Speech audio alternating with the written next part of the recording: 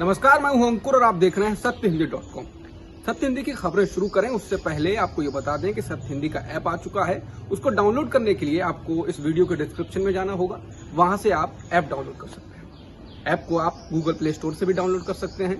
अब एक नजर डाल लेते हैं अब तक की सुर्खियों पर। कांग्रेस महासचिव प्रियंका गांधी ने कोरोना की दूसरी लहर में पैदा हुए हालात को लेकर शनिवार को प्रधानमंत्री नरेंद्र मोदी पर जमकर निशाना साधा है। प्रियंका ने कहा कि भारत के प्रधानमंत्री ने कायरों सा बर्ताव किया है।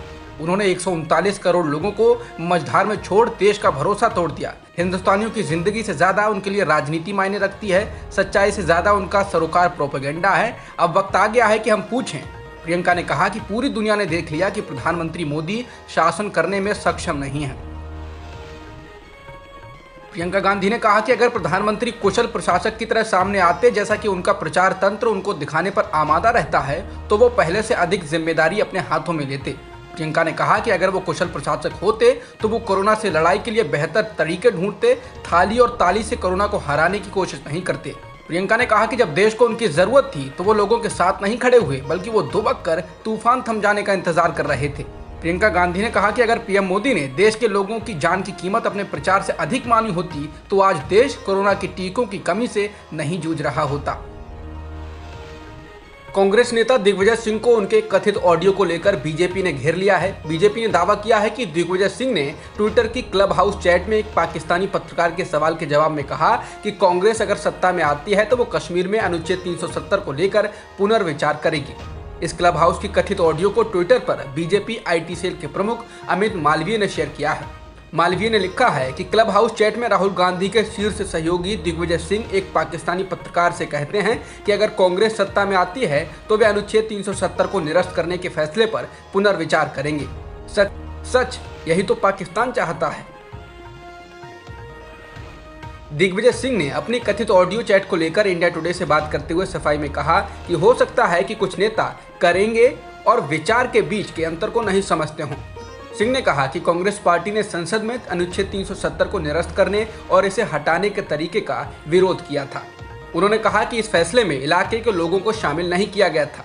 बता दें, क्लब हाउस की इस कथित ऑडियो क्लिप में दिग्विजय सिंह को ये कहते हुए सुना जा सकता है कि जब उन्होंने कश्मीर से 370 को हटाया तो वहाँ लोकतंत्र नहीं था, वहाँ इंसानियत नहीं थी। जब उन्होंने सभी को सलाखों के पीछे डाल दिया था। और कश्मीरियत धर्मनिरपेक्षता का आधार है, क्योंकि एक मुस्लिम बहुल राज्य में हिंदू राजा था और वे साथ काम करते थे।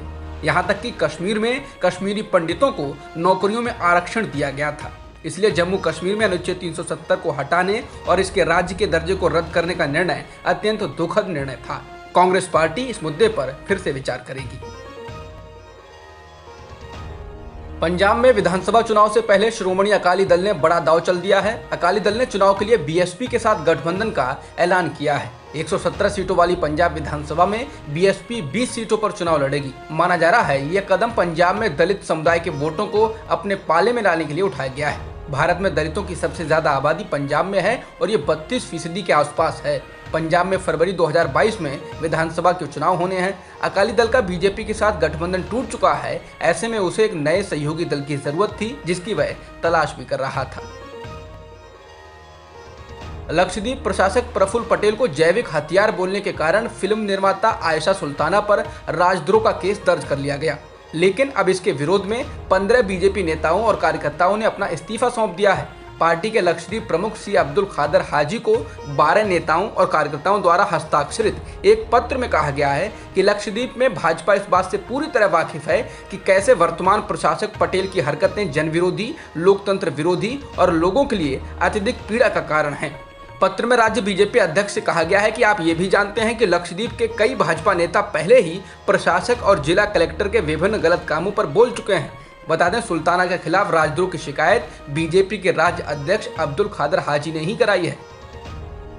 लक्षद्वीप में इस्तीफा देने वाले बीजेपी नेताओं ने आयशा सुल्ताना के खिलाफ दर्ज राजद्रोह के केस के विरोध में लिखे पत्र में कहा कि ऐसे समय में जब भाजपा कार्यकर्ता प्रशासक के अलोकतांत्रिक कदमों की आलोचना कर रहे हैं, आयशा सुल्ताना के खिलाफ उनके परिवार और उनके करियर को बर्बाद करने वाला झूठा और अनुचित मामला दर्ज किया गया है। चिट्ठी में प्रशासक के फैसलों को भी जन विरोधी, लोकतंत्र विरोधी और लोगों के लिए परेशानी के कारण बनने वाला बताया गया है।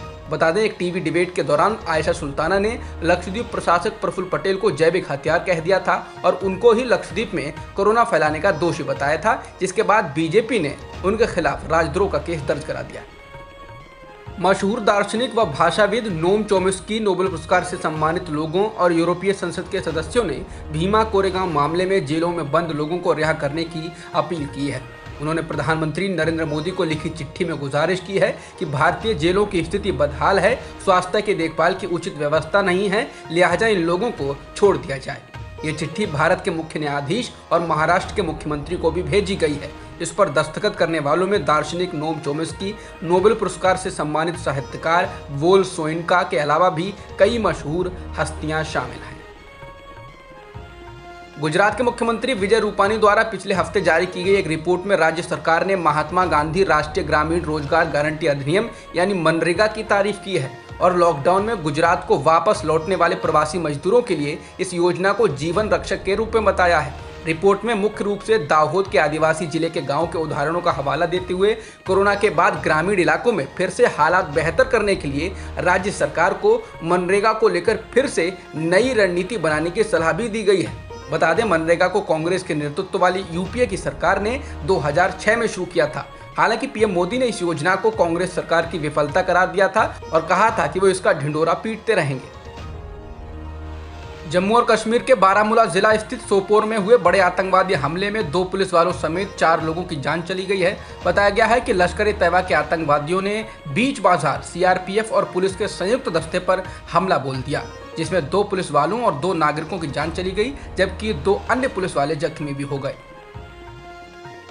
केंद्र सरकार के आंकड़ों के अनुसार देश भर में वैक्सीन की 7.4 करोड़ खुराकें उपलब्ध कराई गई थी, जिसमें से प्राइवेट अस्पतालों को 1.85 करोड़ खुराकें दी गई। मई के महीने में इन प्राइवेट अस्पतालों को 1.29 करोड़ खुराक उपलब्ध कराई गई थी, जिसमें से सिर्फ 22 लाख टीकों का ही इस्तेमाल हुआ है। विशेषज्ञों का मानना है कि इसके पीछे कारण निजी अस्पतालों में ऊंचे दामों पर बेची जा रही वैक्सीन हो सकती है। महामारी की मार झेल रहे आम आदमी को महंगाई भी छोड़ने के मूड में नहीं है। खाद्य तेलों की कीमतों के साथ साथ पेट्रोल डीजल की कीमतें भी लगातार बढ़ रही हैं। आज भी पेट्रोल डीजल की कीमतों में बढ़ोतरी हुई है। पेट्रोल की कीमत में जहां 27 पैसे प्रति लीटर तो डीजल की कीमत में 23 पैसे प्रति लीटर की बढ़ोतरी हुई है, जिसके बाद दिल्ली में पेट्रोल 96 रुपये 12 पैसे प्रति लीटर और डीजल 86 रुपये 98 पैसे प्रति लीटर हो चुका है। इसके अलावा मुंबई में पेट्रोल की कीमत 102 रुपये 30 पैसे हो चुकी है और डीजल की कीमत 94 रुपये 39 पैसे प्रति लीटर हो चुकी है। भारत ने कहा है कि वह पाकिस्तान सहित सभी पड़ोसी देशों के साथ सामान्य संबंध चाहता है। हालांकि इस बात की जिम्मेदारी पाकिस्तान पर है कि वो एक अनुकूल माहौल बनाए और भारत के खिलाफ सीमा पार आतंकवाद के लिए अपनी जमीन का उपयोग न करने दे। संयुक्त राष्ट्र में भारत के स्थायी मिशन में काउंसलर आर मधुसूदन ने ये टिप्पणी संयुक्त राष्ट्र महासभा की एक बैठक में की है। कोरोना से जुड़ी राहत सामग्री पर मंत्री समूह की ओर से दी गई सिफारिशों को ध्यान में रखते हुए जीएसटी काउंसिल ने ब्लैक फंगस की दवा को टैक्स फ्री करने को मंजूरी दे दी है। इसके अलावा कोरोना से जुड़ी कई अन्य चीजों पर टैक्स की दर को कम कर दिया गया है। हालांकि जीएसटी काउंसिल ने कोरोना वैक्सीन पर 5% जीएसटी को बरकरार रखा है। बैठक के बाद प्रेस कॉन्फ्रेंस में निर्मला सीतारमण ने कहा कि केंद्र सरकार 75% कोरोना वैक्सीन की खरीद कर रही है, उस पर जीएसटी भी दे रही है। भारत में जहां कोरोना वैक्सीन के 2 टीकों के बीच के अंतराल को बढ़ाया गया है, इस बीच अमेरिका के शीर्ष स्वास्थ्य विशेषज्ञ डॉक्टर एंथनी फाउची ने कहा है कि अगर कोरोना टीकों की 2 खुराकों के बीच का अंतराल अधिक रखा जाएगा तो इससे कोरोना के किसी नए वेरिएंट से संक्रमण का खतरा बढ़ सकता है। एनडीटीवी से बात करते हुए फाउची ने कहा कि उचित तो ये होगा कि फाइजर के कोरोना टीके की 2 खुराकों के बीच 3 सप्ताह और मॉडर्ना की 2 डोज के बीच 4 सप्ताह का अंतर होना चाहिए। हालांकि उन्होंने इसके साथ ये भी कहा कि अगर आपके पास टीकों की उपलब्धता कम है तो अंतराल को बढ़ाना जरूरी हो सकता है। अब तक की खबरों में इतना ही।